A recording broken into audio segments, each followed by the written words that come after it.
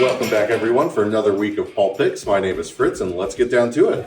Starting off this week, we've got a returning favorite, Absolute Green Arrow, with our Absolute Solomon Grundy here on the cover.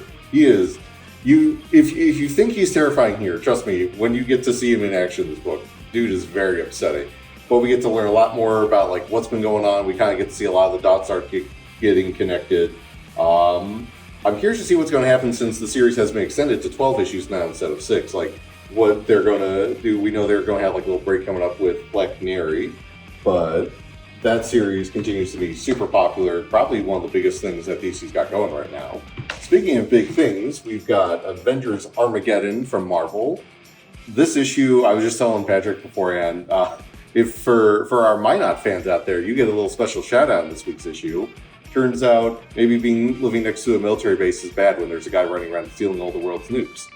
But unlike certain superhero fare that has dealt with that before, this one is very fun and not has John Cryer as an annoying nephew. Let's see. Ooh, Bug Wars is back this week with the coming of the War Doom. We've got our Slade family all trying to kind of like get back to normal after the events of the previous series, but obviously when you live in a world where there's like an entire bug civilization that lives in your backyard, normal doesn't really last, and things get really crazy. But without getting into spoilers, squirrels are involved now. Let's see. Ooh, new Tailspin comic from Dynamite. That's super fun. We've got continuing favorites again from Marvel with Daredevil. This one we were talking about too has been very popular. Like, we've both been enjoying this run. Matt Murdock here is not so much enjoying this run, but it's been a good one. We've got issue 2 of Dark Knight of Steel. I believe we still have copies of issue 1, so if you miss out on that, definitely come and check it out.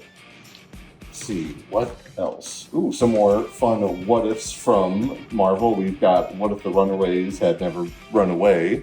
And considering when your parents are some of the like greatest villains in the world, that probably doesn't bode well for your future. We've got the end of the current arc of Battle Beast, the final climax of Falk versus Conquest, and as you might expect, it's about as bloody as you could hope for. We've got the return of Sean Gordon Murphy to doing a regular series with Last Drive, which is in this fun little kind of like sideways format, which I did not know that's how they were doing it, but I think it's super cool in terms of like how it kind of like allows them to really get creative with the paneling here. So, you know him, book's going to look gorgeous regardless, especially when it comes to all the car driving scenes.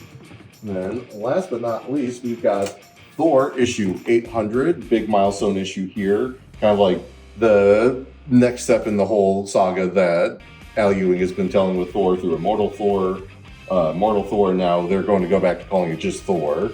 So if you haven't been checking this one out, definitely recommend it. This is going to be a good jumping on post coming after here.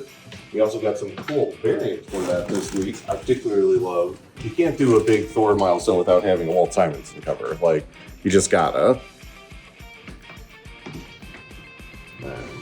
Got a couple other special shout-outs for those who are looking forward to a certain big movie coming up at the end of the year. We've got new collections of Avengers Time Runs Out and Avengers Secret Wars.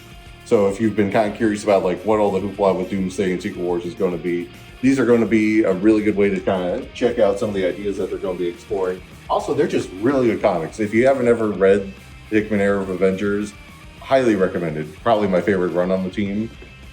And speaking of Hickman, we've actually got something else coming from him. I think we've talked about before. Marvel's got the new Midnight Universe, and they just put out an ash can showing off a bunch of the stuff that they've got coming up. Some art, some little like blurbs from the writers, kind of like giving you an idea of what the series are about. We got Hickman doing an X-Men book. We've got Philip Kennedy Johnson doing Spider-Man.